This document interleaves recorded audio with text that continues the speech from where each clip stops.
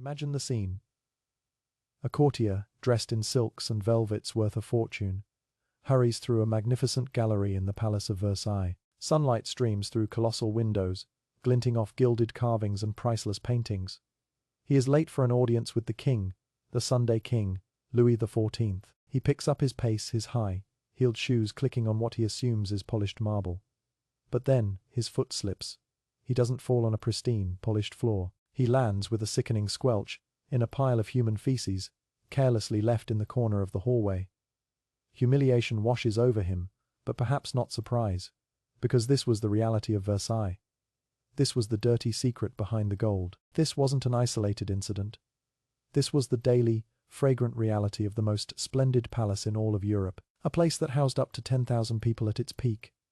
Nobles, servants, soldiers, artists and petitioners, but was famously, catastrophically, unequipped for them. We have been sold a fantasy of Versailles, a fantasy of perfumed balls, elegant gardens, and sophisticated conversation. The reality was a sensory assault. It was a place where the stench of human waste, unwashed bodies, and rotting food was so overpowering that ladies and gentlemen carried pomanders, little balls of perfume, which they held to their noses simply to get from one room to the next without fainting. The Duke of St. Simon, a chronicler of the era, wrote with disgust of the unbearable stench that filled the palace, lingering in the corridors, the courtyards, and even the grand apartments themselves. So the first question we must ask is not just how, but why. Why was the jewel of European civilization also one of its most squalid cesspits?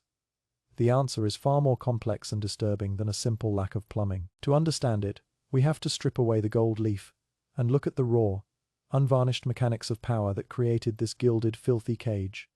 Let's start with the most basic human need. The palace, a sprawling masterpiece of architecture with over 700 rooms, 2,000 windows and 67 staircases, possessed a shocking lack of what we would consider a toilet. This is the fact everyone knows, but the details are what truly paint the picture. There were no public restrooms. The concept didn't exist.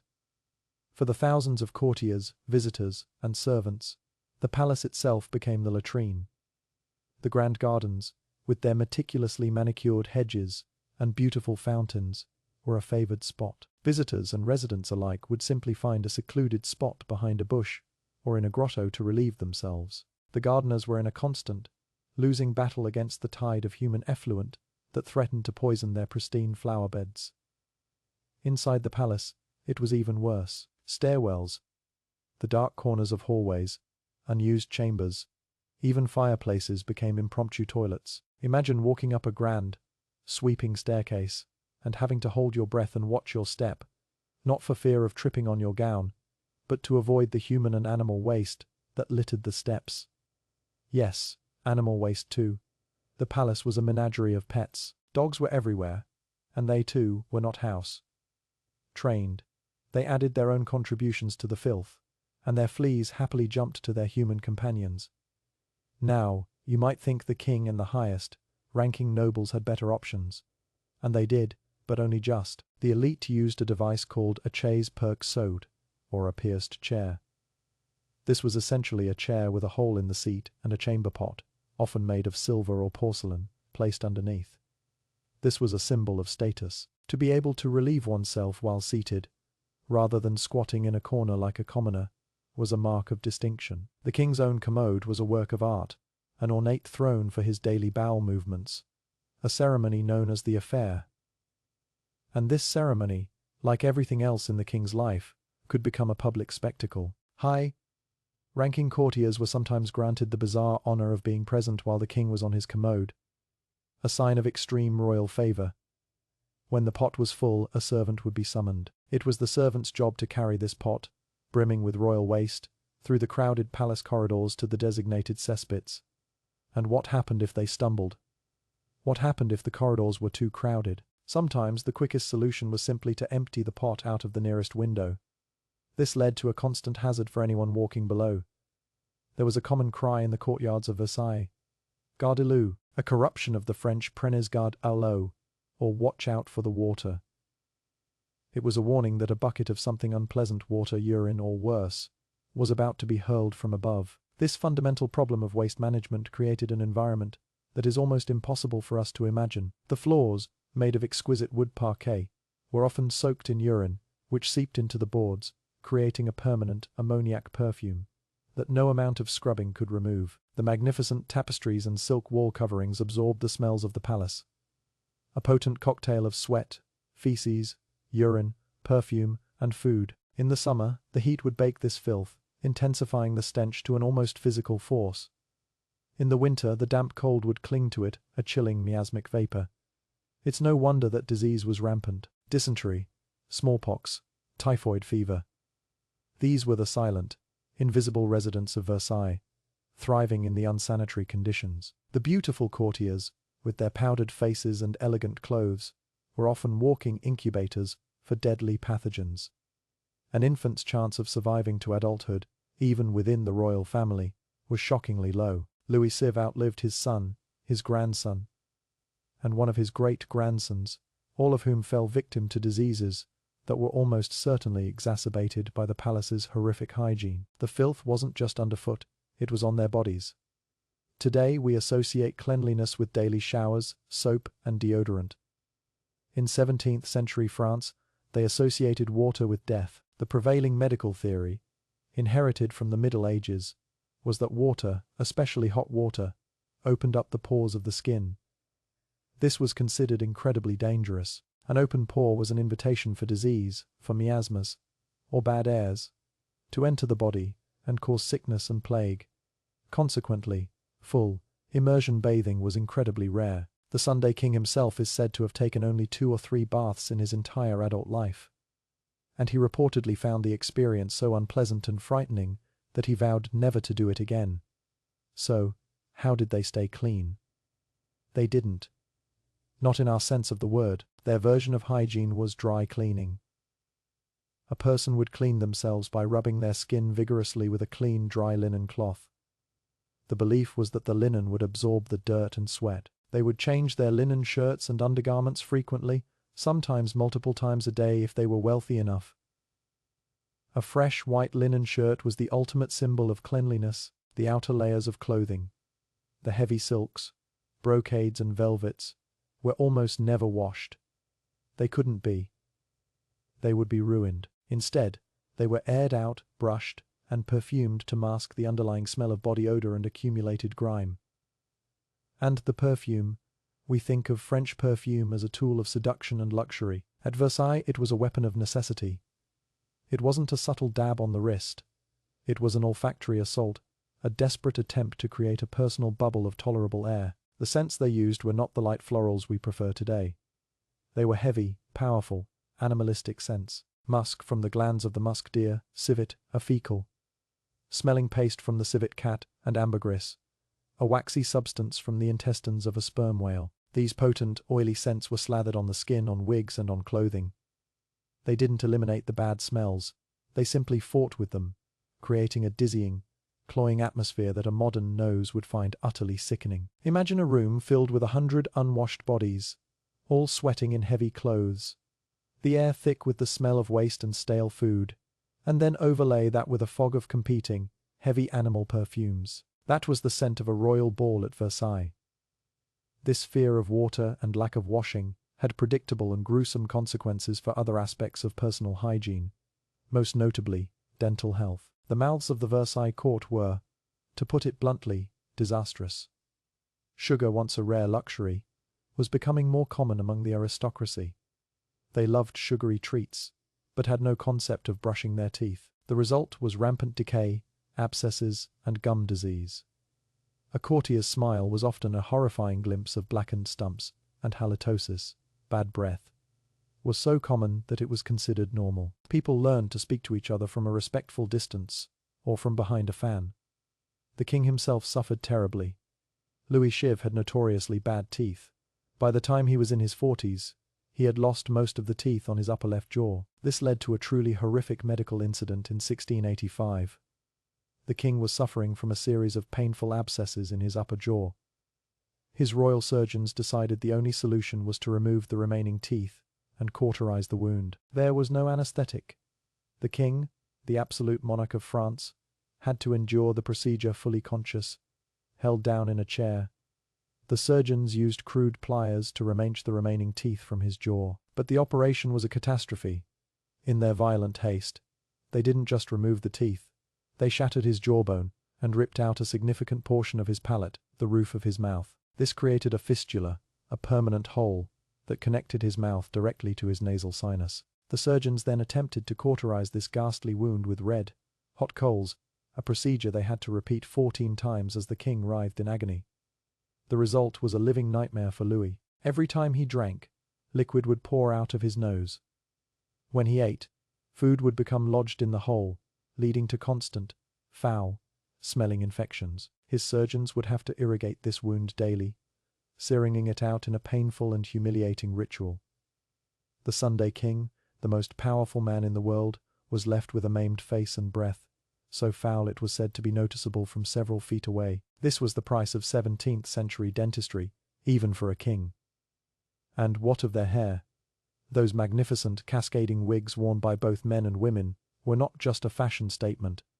They were a practical solution to another filthy problem: lice. Head lice were an inescapable part of life for rich and poor alike.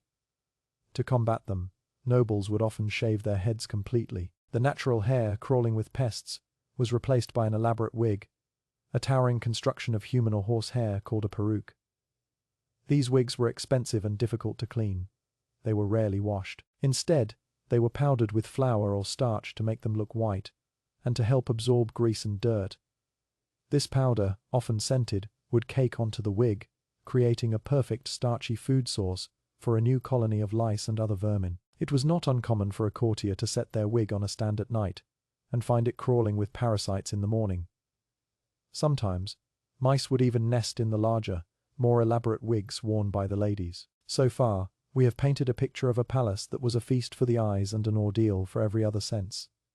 A place of shocking squalor and questionable hygiene. But the single most dramatic, revealing and terrifying story to come out of Versailles combines all these elements: the medical ignorance, the physical suffering, and the bizarre public nature of royal life. It is the story of the king's other fistula, not the one in his mouth, but a far more intimate and dangerous one, an anal fistula. In early 1686, just after the ordeal with his jaw, Louis XVI began to suffer from another excruciatingly painful ailment. It began as a persistent, throbbing abscess near his anus, what his doctors initially dismissed as a simple boil. They treated it with poultices and plasters, but it only grew worse. The king was in constant, debilitating pain. He could not sit comfortably. He could not ride his horse, one of his greatest passions. The pain was so intense that it was visible on his face, and soon the entire court was whispering. What was wrong with the king? The abscess eventually burst, but it did not heal. Instead, it formed a fistula, a small, unnatural tunnel, connecting the inside of his anal canal to the outside skin. It was a weeping, constantly infected, and agonizingly painful condition. For months, the king's legion of physicians tried every conservative treatment they could imagine. They subjected him to painful enemas, bizarre herbal concoctions, and cauterization with caustic chemicals. Nothing worked. The Sunday king, the embodiment of France itself, was crippled by an embarrassing and agonizingly painful secret. His chief surgeon, Charles Francois Fontelix de Tassy, knew that these treatments were failing. He proposed a radical, terrifying solution: surgery. An operation to cut the fistula open. In the 17th century, this was a procedure with an almost 100% mortality rate. Surgery in this delicate area, without any concept of antisepsis or anesthesia, almost invariably led to fatal infection or uncontrolled bleeding. To operate on the king was to gamble with the life of the most important man in the world. If the king died, Fontelix would not just be disgraced, he would likely be executed. The pressure was immense. Fontelix, to his credit, did not rush in. He told the king he needed time to prepare, and what he did next is a chilling testament to the value of a royal life over a common one. Fontelix spent the next 6 months practicing. He went to the slums and hospitals of Paris and rounded up dozens of men who were suffering from the same condition. These poor, unfortunate souls became his guinea pigs. He operated on them, one after another, refining his technique, trying different instruments, learning from his fatal mistakes. He invented a new type of scalpel, a curved blade, specifically designed for the procedure. Historians estimate that as many as 75 men were operated on, and that most of them died in agony from the experimental surgeries. But Fortlix didn't care. His only goal was to perfect the procedure so that he could save his one all-important patient, the king. Finally, on the morning of the 18th of November, 1686, the time came.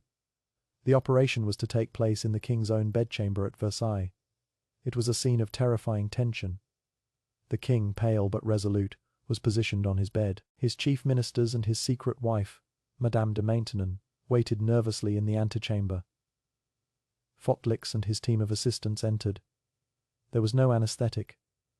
The king's only relief from the pain would be his own immense willpower. He was held down by his apothecaries as Fortlix approached with his newly designed, curved scalpel.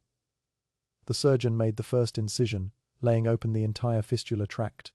The king, according to witnesses, did not cry out. He only murmured, "Is it done, my lord? Finish it quickly." But it was not done. The procedure was long and brutal. Fortlix had to make multiple deep cuts to remove all the diseased tissue. At the end, the wound was packed with gauze and bandaged. The king had survived the blade. Now he had to survive the aftermath. News of the surgery swept through Versailles like a shockwave. The entire court held its breath. Would the king live? The next few weeks were critical. Louis suffered from a high fever and excruciating pain, but his powerful constitution held. He slowly, miraculously, began to recover. The success of the operation was hailed as a miracle, a testament to both the king's divine fortitude and the genius of his surgeon. Fortlix became a national hero. He was rewarded with a title, a fortune, and a country estate. And then, something truly bizarre happened. The king's anal fistula became a fashion. The courtiers at Versailles, in their endless sycophancy, sought to imitate the king in all things. If the king had an ailment, they wanted to have it too. Suddenly, nobles began claiming they too were suffering from fistulas and demanded to undergo the same trendy operation, which became known as the royal operation. Surgeons were overwhelmed with requests from perfectly healthy courtiers wanting to be cut open in solidarity with their monarch.